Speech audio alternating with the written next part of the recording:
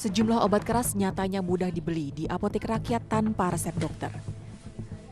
Ini yang menyebabkan apotek rakyat kerap menjadi tujuan pengguna ataupun pedagang mencari obat keras.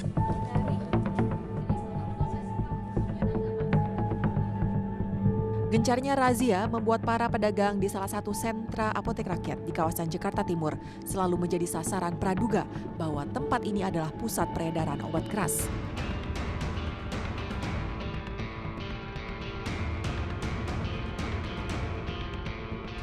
Ini yang menyebabkan sejumlah pedagang memilih mogok dan enggan membuka kios.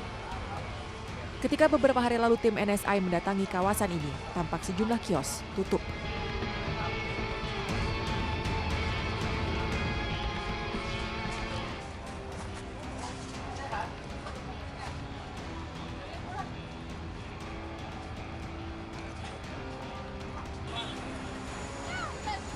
Sementara di tempat berbeda, pedagang obat tidak terpengaruh banyaknya razia obat keras ilegal.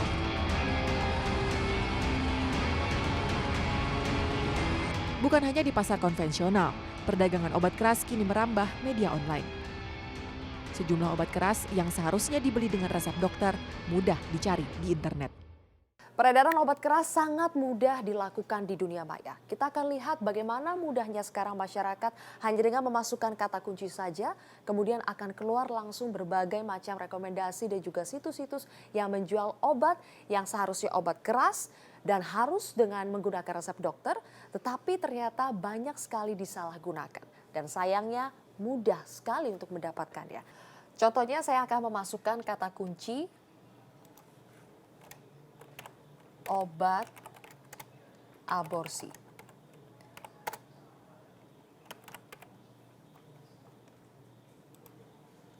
Nah, ketika saya masukkan kata kunci obat aborsi dengan nama salah satu obat yang sering sekali disalahgunakan untuk aborsi, akan banyak sekali keluar situs-situs yang menjual obat ini.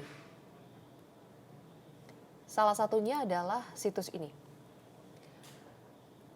Di sini kita bisa lihat dengan jelas dan mudah sekali situs ini menjual berbagai macam obat aborsi, satu merek saja, tetapi ada paket-paketnya. Dari paket 1, paket 2, paket 3, sampai paket 4. Ini sesuai dengan usia kehamilan. Di sini terlihat dengan jelas deskripsinya seperti apa,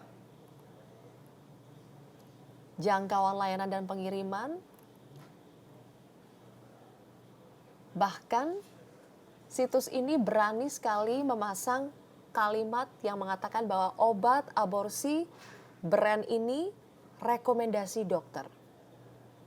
Katanya silakan pilih paket obat penggugur janin ini sesuai dengan usia kehamilan. Ada jangkauan layanan dan pengiriman 24 jam. Ini daerah-daerahnya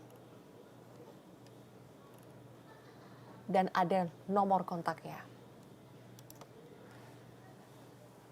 Saya akan coba menghubungi nomor kontak yang ada di sini untuk mengetahui seperti apa sih sebetulnya mereka menjual obat aborsi ini. Padahal obat aborsi jenis ini dengan merek ini sebetulnya adalah obat lambung, tetapi banyak disalahgunakan untuk menjadi aborsi, obat aborsi. Saya akan coba WhatsApp. Oke, ini sudah dibalas. Kalau boleh tahu untuk kandungan yang berapa bulan, biar kami bisa untuk jelaskan. Oke, let's say 1 bulan.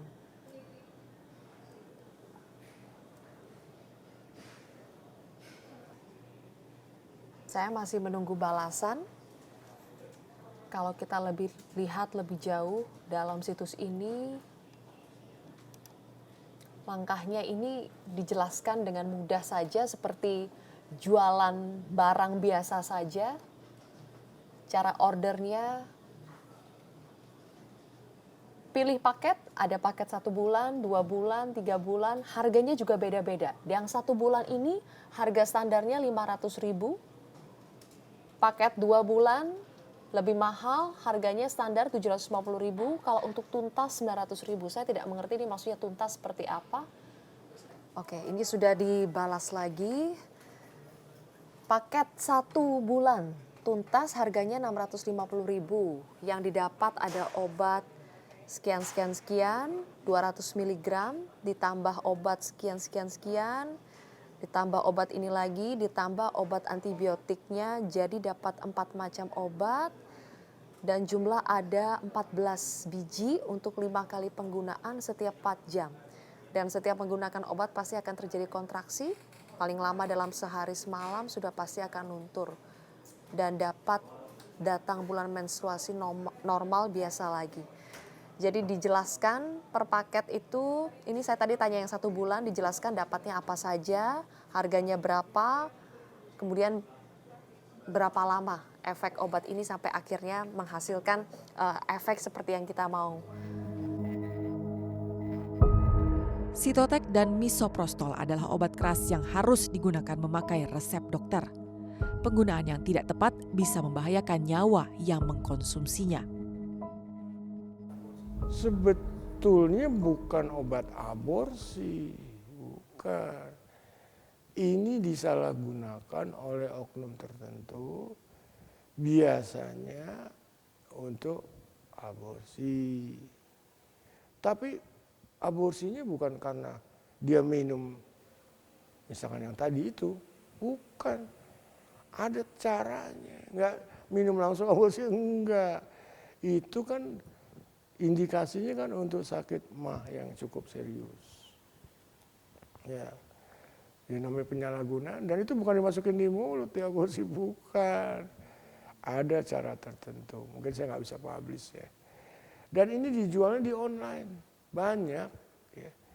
Harganya sebetulnya murah, tapi kan dia sebut paket. Ada 1 juta, 2 juta. Saya ketawa harganya cuma berapa perak. Gitu. Ya itu. Yang tadi itu dasarnya untuk obat mah. Tapi disalahgunakan untuk obat aborsi. Yang paling banyak dijual belikannya di online. Mudahnya mendapatkan obat jenis ini tentu memprihatinkan, sebab siapapun bisa dengan mudah mengakses dan memesan obat-obat keras ini. Lagi-lagi pengawasan adalah hal utama yang harus dilakukan pemerintah. Namun sayang, Indonesia ternyata belum memiliki undang-undang yang mengatur peredaran obat keras. Ya, kalau kita merujuk kepada peraturan perundang-undangannya, sebenarnya peredaran obat-obat keras itu kan belum ada undang-undangnya. Masih mengacu kepada undang-undang zaman Belanda dulu ya, kalau nggak salah tahun 1943. Nah, sementara turunannya yang ada baru Permenkes, dari Permenkes. Nah, sebenarnya kalau kita bicara soal bagaimana melakukan pengawasan obat-obat keras ya, obat-obat keras atau obat-obat yang beredar di masyarakat, sebenarnya bukan hanya menjadi tanggung jawab Kementerian Kesehatan semata. Nah, untuk obat keras sebenarnya sampai hari ini belum ada undang-undang resminya. Nah, ini yang sebenarnya harus diperjelas oleh Kementerian Kesehatan. Ya, siapa sebenarnya yang bertanggung jawab terhadap peredaran obat-obat keras ini? Ya, dasar hukumnya kan harus ada. Sehingga ketika terjadi sesuatu, maka sanksinya jelas kepada siapa kita meminta pertanggungjawaban itu. Perlu adanya peraturan yang jelas serta pengawasan yang lebih luas, terutama pengawasan di dunia digital yang kerap terlupakan.